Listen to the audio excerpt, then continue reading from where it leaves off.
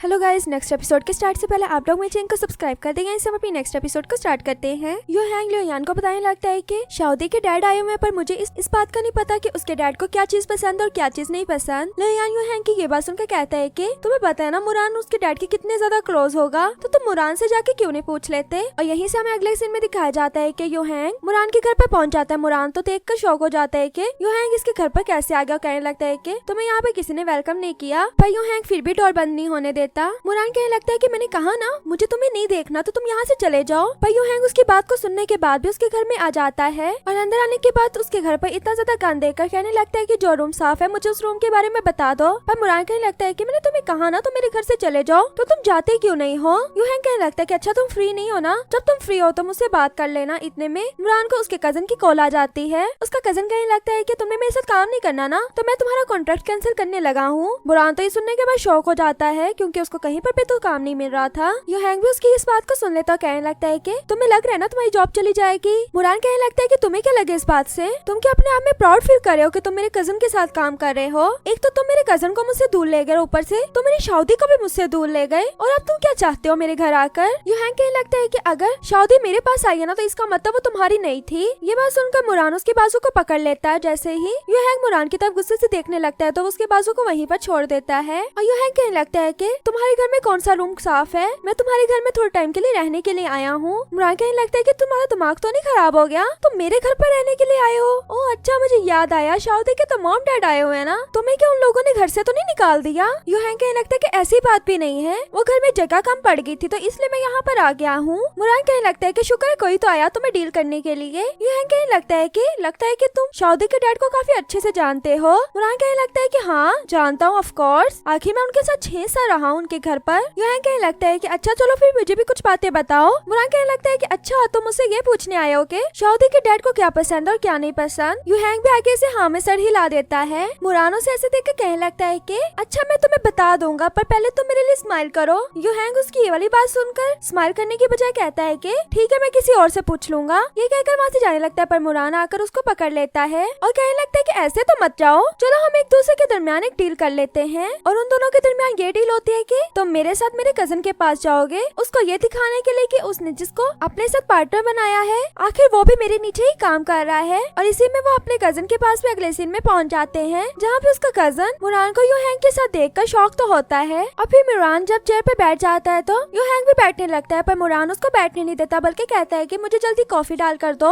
यो hang कहने लगता है कि मैं डालूं, तो मुरान उसको याद करवाता है कि तुमने मुझसे कुछ पूछना है। और यो हैंग इसी बात को सोचकर उसको कॉफी भी डाल कर दे देता है। मुरान अपनी काफी तारीफें कर रहा होता है कि देखो यो हैंग भी मेरे साथ ही काम कर रहा है, पर फिर भी उसका कजन टच से मस नहीं होता बल्कि उसको उसका कॉन्ट्रैक्ट कैंसिल करने के लिए फाइल दे देता है। और मुरान तो फिर से हो जाता है कि ये तो अभी तक नहीं मान रहा। अभी उसका कजन यो हैंग के साथ बातें वगैरह करने लगता है और बातों में बार बार मुरान से उसका कजन पूछने लगता है कि तुमने अभी तक साइन क्यों नहीं किए। मुरान हर बात पे कहने लगता है कि तुम लोग शोर कर रहे हो और मुझसे इस फाइल में लिखा पढ़ा नहीं जा रहा कि तुमने कुछ गलत तो नहीं लिख दिया। फिर मुरान कहने लगता है कि मेरे पास इतना भी टाइम नहीं है, मैं पता नहीं अपना कैसे टाइम निकाल कर आया हूँ, मुझे इतने काम मिले हुए हैं। तो उसका कजन कहने लगता है कि अच्छा तुम बिजी हो, पर मेरे पास तो तुम्हारे लिए एक ड्रामा था, चलो तुम बिजी हो तो मैं तुम्हें नहीं देता। मुरान कहने लगता है कि अब मैंने ऐसा भी नहीं कहा कि मैं इतना बिजी हूँ, तो मुझे दिखा सकते हो कि कौन सा ड्रामा है। और फिर मुरान अपने कजन से न्यू ड्रामा लेने के बाद वहाँ से आ रहा होता है। यो हैंग उसको जब स्क्रिप्ट पढ़ते हुए देखता है तो उसके हाथ से वो पकड़ के कहने लगता है कि पहले जो तुमने मेरा काम करना था वो तो मुझे बताओ। मुरान उससे दोबारा पकड़ते हुए कहने लगता है कि सब्र करो, घर जाके सब कुछ बताता हूँ। फिर यो हैंग उसको छोड़ देता और वैसे हमें अगले सीन में दिखाया जाता है कि यो हैंग शादी की फैमिली के साथ डिनर करने के लिए बैठा होता है। तभी शादी का डैड यो हैंग को अपना क्रेडिट कार्ड देता है और कहने लगता है कि तुम समझ तो गए होगे मैं क्या कहना चाहता हूँ। पर यो हैंग को याद आता है कि मुरान ने मुझे कहा था कि वो जो भी चीज ले उसको ले लेना, नॉर्मल बिहेव मत करना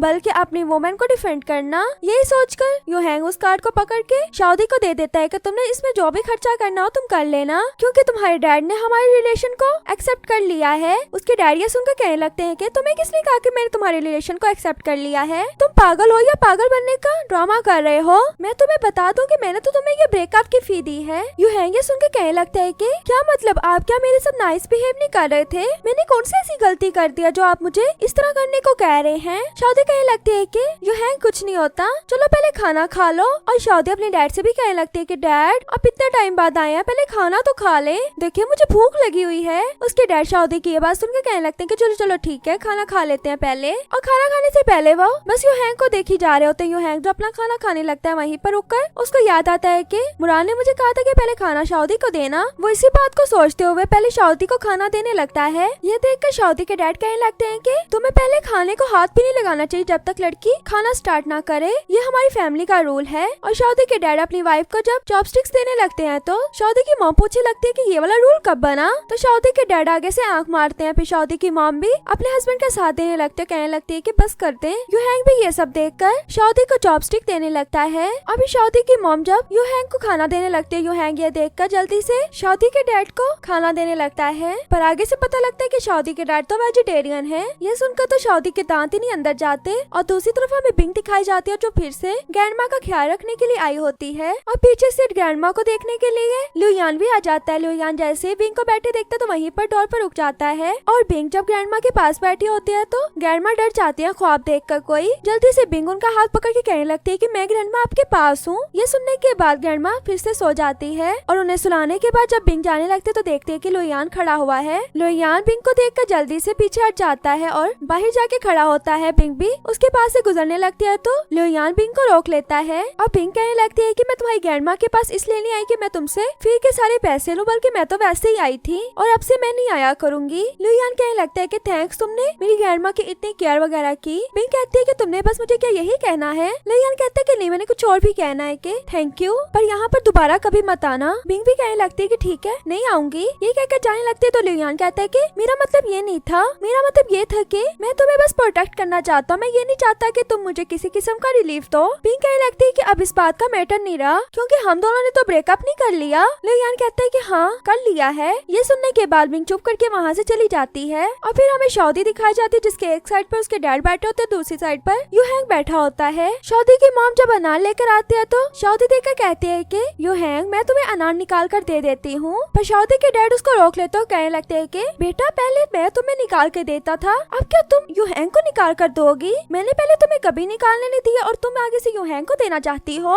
यू हैंग ये सुनकर कहता है कि नहीं नहीं शाउदी, तुम्हें कोई भी काम करने की जरूरत नहीं है, बल्कि डैड मैं आपके लिए भी अनार निकाल देता हूँ। तो ये सुनकर उसके डैड कहने लगते हैं कि चलो हम मुकाबला करते हैं कि कौन सबसे ज्यादा अनार निकालता है। और यू हैंग और उसके डैड दोनों मुकाबला करने के लिए आमने सामने तो बैठ जाते हैं। पर यू हैंग जो सिर्फ अनार को देखे ही जा रहा होता है और शाउदी के डैड जो अनार को निकाल भी रहे होते हैं और कह रहे होते हैं कि देखना मैं ही जीतूंगा, इसने तो अभी स्टार्ट भी नहीं किया। शाउदी ये देखकर कहने लगते हैं कि यू हैंग स्टार्ट तो करो। यू हैंग अनार के सारे एंगल्स को देखने के बाद उसको नाइफ से कट करने लगता है। ये देखकर तो शाउदी के डैड हंस रहे होते हैं। फिर यू हैंग अनार को निकालने लगता है, वो काफी फास्ट निकाल रहा होता है। ये देखकर शाउदी के डैड भी जल्दी से निकालने लगते हैं। शाउदी तो खुश हो रही होती है कि यू हैंग जीतने वाला है और सच में ऐसा ही होता है। यू हैंग जीत जाता है शाउदी के डैड से और कहा होता है कि जो जीतेगा उसकी एक विश पूरी की जाएगी। अब यू हैंग से विश पूछी जाती है कि तुम क्या चाहते हो। और यहीं पर हमारा पार्ट भी खत्म हो जाता है। वीडियो अच्छी लगे तो वीडियो को लाइक करना।